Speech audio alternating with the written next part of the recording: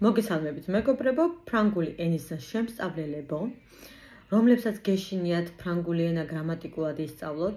Ახლაც ამ წუთასაც მომწერა ერთმა მოსწავლემ, რომ იქნებ მასწავლოთ ფრანგული გრამატიკის გარეშე.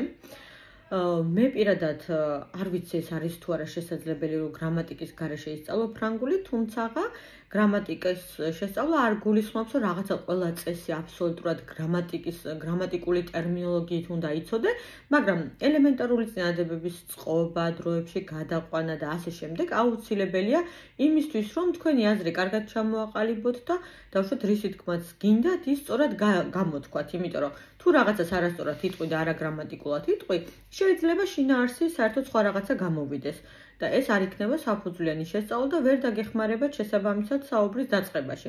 ამიტომ საბაზისო დონე და გარკვეული გრამატიკული ნაწილი აუცილებელია.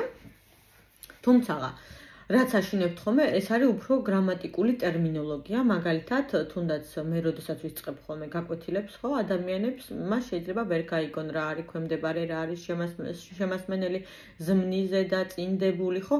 ასეთი ტერმინოლოგიებით ადამიანები ვერ იგებენ ხოლმე, იმიტომ რომ ძალიან დიდი ხანია, რომ ქართულ გრამატიკასთან აღარ აქვთ შეხება ადამიანებს და ვერ ხვდებიან, ხო, ეხა წინადებაში რომელია ქვემდებარე, რომელია შემასმენელი, ან არსებითი სახელი რა არის.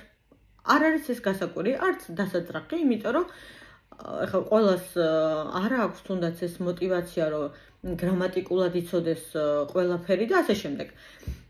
ჩემთან სწავლის შემთხვევაში რაც არის კარგი ის არის, რომ ამ ტერმინოლოგიით არ ვსაუბრობ, ვცდილობ მარტივი, ჩვეულებრივი ყოველდღიური ენით ავხსნა ის საკითხები, რომელიც გრამატიკის ნაწილია და ბევრად უფრო უმარტივდებათ ხოლმე ჩემ მოსწავლეებს. თანაც ისიც მიწყობს ხელს, რომ უშუალოდ მე იცით, რომ არა ვარ ფრანგული ენის პედაგოგი, მე თვითონაც ძალიან ბევრი დრო, ენერგია დავხარჯე იმისთვის, რომ ფრანგული მესწავლა, დღემდე ვცდილობ, რომ გავიუმჯობესო ჩემი დონე და კარგად ვიცი სირთულეები, კარგად ვიცი რის ეშინიათ მოსწავლეებს, რას ვერ იგებენ ხოლმე და მე როგორღაც მიუდგები ხოლმე ისე, რომ გავაგებინო, რადგან მე თვითონაც ერთ დროს ძალიან მიჭირდა გაგება, იმიტომ რომ ფრანგული ლოგიკას რო ჩაწვდა რაღაცა სხვა უნარები უნდა გამოიმუშაო და ეგ უნარებიც მე ნელ-ნელა მოკეთ გავარჯიშებადია და მოდის და მე ნელ-ნელა ხვდები.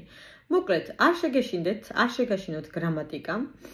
ვისაც გსურთ ფრანგული ენის სწავლა, შეგიძლიათ რომ მომწეროთ, ვამეცადინებ როგორც ინდივიდუალურად, ასევე ჯგუფებს და ასევე მაქვს პროგრამა.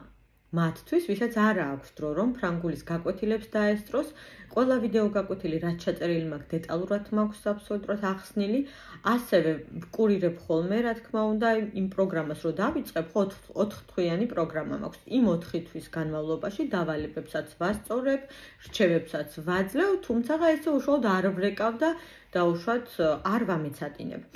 ამიტომ ხელსაყრელია ხოლმე ადამიანებისთვის და ხშირად ამ პროგრამითაც სარგებლობენ.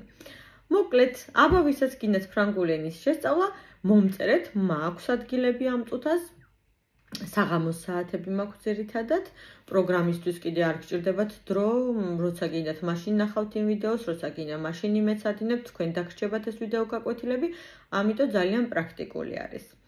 ნახვამდის, აბა თქვენიც წარმატებები.